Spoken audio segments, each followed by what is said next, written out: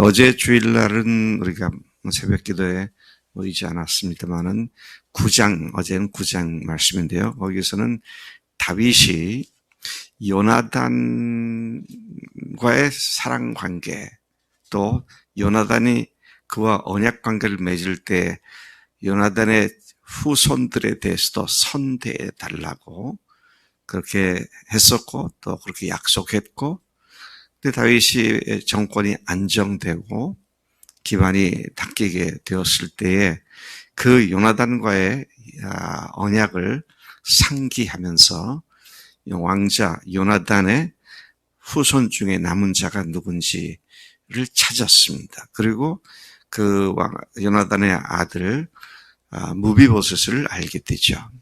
그래서 무비보셋은 우리가 4장 4절에 잠깐 나왔던 말씀을 우리가 기억하는데, 다윗, 사울과 또 요나단이 전사했다는 소식을 듣고 왕궁에서 급히 유모가 5살 난 무비봇을 안고 도망을 치다가 떨어뜨려서 양 다리를 절었던, 그래서 그를 구약에서 보면 다리를 전 왕자의 후손 그렇게 소개되고 있는데, 그 무비보셋을 찾게 되죠. 자, 그래서 그 무비보셋에게 그를 높여주고 왕궁에 들어와서 다윗과 평생 동안 한 상에서 밥을 먹도록, 2다리를 다 저니까 얼마나 불편하겠어요. 아예 자기 곁에 두고 요나단을 사랑했던 관계를 계속 이어가는 그런 말씀이 어제 말씀에서 나오게 되죠. 자, 그 다음에 이제 오늘 말씀으로 넘어가면, 다윗이 그 주변 강국 중에 하나였던 암몬 자손들과 전쟁을 하게 됩니다. 또 암몬 자손이 자기들이 힘이 딸릴 것 같으니까 그 당시에 그 주변에서는 애굽을 빼고는 가장 막강한 군대를 갖고 있었던 군대가 아람 군대인데요. 아람 군대가 여러 여러 제후들로 구성됐다 그럴까요? 거기에는 여러 왕들이 있었고요. 그 왕들 중에서도 이제 으뜸가는 왕들이 있었죠. 자, 그래서 그 아람 군대를 용병으로 사서 다윗과 이제 전쟁을 하게 되는데, 그렇게 전투가 시작되자마자 그들은 패해서 도망을 가게 되죠. 자, 그렇게 되니까 이제 아람이 자존심이 상했습니다. 다윗한테 우리가 이렇게 지다니. 그래서 일종의 총동원령을 내려서 강 이편 저편에 흩어져 있던 아람 군대들을 모아서 전쟁을 다시 걸어오게 되죠. 그러니까 2차에 걸쳐서 아람과 누굽니까? 아람과 암몬 자손들, 연합군들과 다윗이 전투를 벌여서 2번 다 승리를 거두는 내용이 오늘 나와 있는 말씀입니다. 다시 돌아가서 보면은요, 1절부터 5절까지는 암몬 왕이 죽게 되었을 때, 암몬 왕은 평상시에 다윗에게 선하게 대했고 다윗에게 대해서 화친한 상태였는데, 그래서 그 왕이 죽었다니까 조객을 보내죠. 신하들 중에 조객단을 꾸려서 조문을 하러 보냈습니다. 그리고 이렇게 왔다 알리니까 암몬 왕의 신하들이 자기 왕에게 속지 마세요. 다윗이 조객을 빙자해서 우리 성을 엿보고 탐지하고 첩보, 정보 이런 것들을 수집해서 우리를 치려고 하는 거니까 속지 마세요. 자, 그 신하들이 그렇게 말하는 얘기를 듣고 암몬 왕이 그들을 붙잡아다가 그 다윗의 신하들을 붙잡아다가 수염의 반쪽을 깎아버립니다. 완전히 이게 완전 수치와 모멸을 주는 것이죠. 그리고 또 이 옷에 이 엉덩이 부분까지 이게 잘라가지고 망신을 주고 수치를 주는 그런 수치를 가하는 일을 하게 되죠. 자, 그렇게 부끄러움을 가지고 돌아온 조객들, 자기 신하들에게 다윗이 너희들은 너무 부끄러워하니까 올라오지 말고 여리고성에 있다가 수염이 다 자라거든 그때 올라와라. 자, 그러고는 이제 다윗이 매우 화가 났고 또 암몬에 대해서 미워하는 마음을 갖기 시작했죠. 그래서 미워한다는 이야기를 알고 암몬 왕이 자기 혼자는 싸울 수 없으니까 당시에 북쪽에 막강한 군사를 갖고 있던 아람 왕에게, 근데 거기에도 아람도 이제 하나의 완전한 하나의 국가이긴 하지만 여러 왕들이 한 나라를 이루고 있는 연합 국가처럼 돼 있었는데 그들 중에 가장 힘이 센 두 왕들에게로부터 이 용병을 사게 되죠. 자, 그것이 이제 6절부터 11절까지 말씀입니다. 다윗의 미움을 산 사실을 알고 주변 여러 족속들로부터 용병을 사들였는데, 예를 들면 벳르홉 아람 사람, 소바 아람 사람, 아람 사람인데 벳르홉에 있는 아람 사람, 또 소바에게 속해 있는 아람 사람, 보병 2만 명을 용병으로 샀고 마아가 왕과 그의 사람들 1,000명, 돕사람 12,000명 등 총 33,000명의 병력을 고용하게 됩니다. 이에 다윗은 그의 군사령관이었던 요압과 또 모든 용사들을 보내서 성문 어귀에 진을 친 암몬 자손, 또 그들과는 별도로 들에 진을 치고 있던 용병들을 만나게 되죠. 다윗의 군대를 지휘하던 요압이 이스라엘 군대 앞과 뒤에 적들이 있는 상황을 파악합니다. 일종의 포위 당한 것 같은 그런 상황이죠.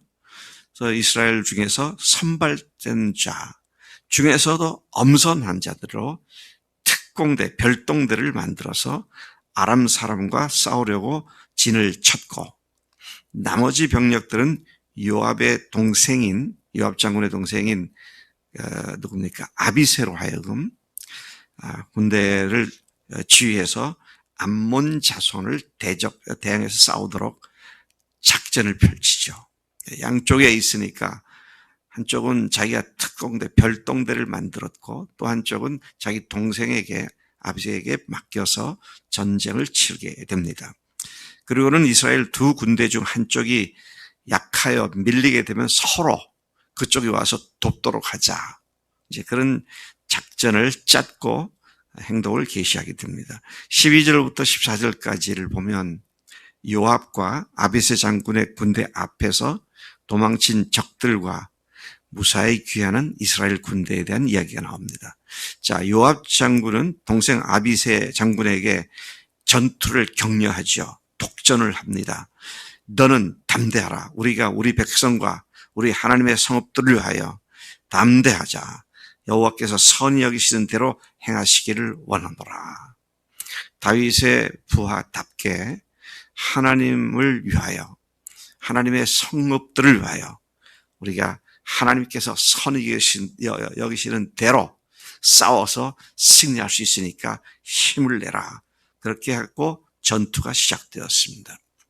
요압이 지휘하는 군대가 용병이었던 아람 사람과 싸우러 나아가자 싸움도 제대로 붙지도 않고 아람 군대 2만 명이 도망을 쳤습니다. 그 모습을 본 암몬 자손들 역시 아비새가 지휘하던 군대로부터 도망쳐서 성읍으로 숨었고, 매우 흥미로운 것은 요압은 거기에서 전투를 중단하고 예루살렘으로 돌아갔습니다. 참 이걸 보면은요, 전쟁이 자신들의 욕심이나 야욕이 아니고 대적을 해야만 한 상황에서 이렇게 하고는 그들이 도망을 치니까 거길 더 이상 추격하지 않고 피를 흘리지 않는 이런 선한 모습을 우리가 여기서 보게 되는 것이죠. 마지막 15절부터 19절까지 보면 2차 전투가 벌어졌고 2차 전투로 말미암아 그 암몬과 또 아람 이 두 세력이 완전히 다윗에게 굴복을 하게 되는 그런 결과를 가져오게 되었습니다. 용병이었던 아람 사람들이 매우 자존심이 상했습니다. 다윗에게 제대로 싸움 한번 하지 못하고 패하다니. 그래서 강 이편 저편 그랬는데 여기서 강은 유프라테스 강까지는 아닌 것 같고요. 유프라테스 훨씬 위니까 아마 갈릴리 호수 북쪽에 있는 그런 그 일대에 있었던 하닷 에셀 지역에 속한 그런 그 왕들을 다 기별을 보내서 아람 군대를 더 막강하게 데리고 왔죠. 뒤에 보면 전사한 숫자가 4만 명이었다. 또 병거가 700대였다. 이런 걸 보면 전에보다는 2배의 병력을 증강시켜서 다윗의 세력을 길을 꺾으려는 그런 아람의 작전을 여기서 보게 되는 것이죠. 그래서 그들을 헬람이라고 하는 것으로 불러냈고 하닷 에셀의 군사령관 소박이 그들의 총사령관이 되었습니다. 이 소식을 접한 다윗이 장난이 아니잖아요. 예. 전에보다 2배나 증강된 병력을 가지고 공격해 오려고 하는 그런 소식을 다 들은 다윗이 온 이스라엘을 모았다 그랬습니다. 다윗의 휘하에 가용될 수 있는 병력들을 다 모았다. 이런 얘기가 되죠. 그리고 요단을 건너서 헬람에서 아람 사람들과 전투를 벌였고 그 싸움의 결과 아람 군대는 완전히 전멸을 하게 되죠. 그 소박도 죽었고 또 아람 병거 700대를 노획을 했고 4만 명의 군대를 완전히 섬멸시켜 버렸습니다. 자, 이와 같은 일로 말미암아 19절을 보니까 아람에 속한 왕들이 아까 연합군 형태라 그랬죠. 연합체 형태인데 아람에 속한 왕들이 이스라엘과 화친하고 섬기게 되어서 아람 사람들이 두려워서 다시는 암몬 사람들을 돕지 않았다. 어떤 연합군도 다윗을 대적하는 일을 못하게 만드신 하나님의 놀라운 역사를 여기서 다시 보게 되는 것입니다. 여러분 지금 우리가 다윗 왕국의 유다 왕국, 이스라엘 왕국의 주변을 다시 생각해 보면 저 남쪽에는 애굽이 있죠. 애굽은 옛날부터 최강대국, 초강대국이죠. 그다음에 사해를 중심으로 요단강 중간 정도까지 동쪽은 모압이 있고요.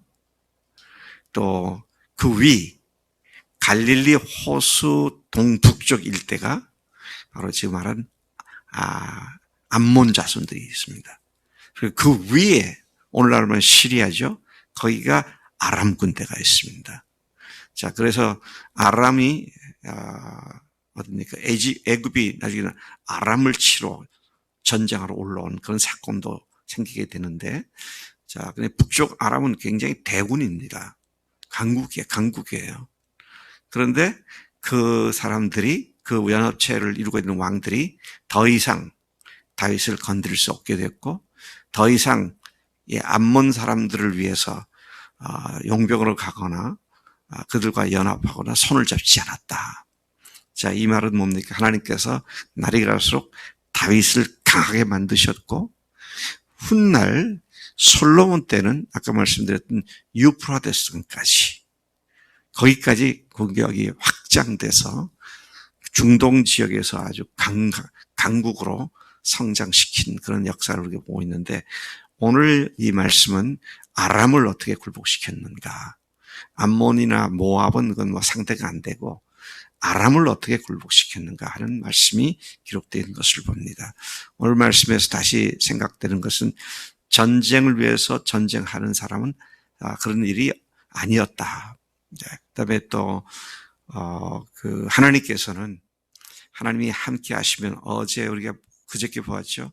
다윗이 어디로 가든지 승리하게 하셨다. 그래서 하나님께서 함께 하시는 하나님의 자녀들을 얼마나 철저히 사랑하시고 보호하시는가 하는 것을 다시 여기서 보여주고 있습니다.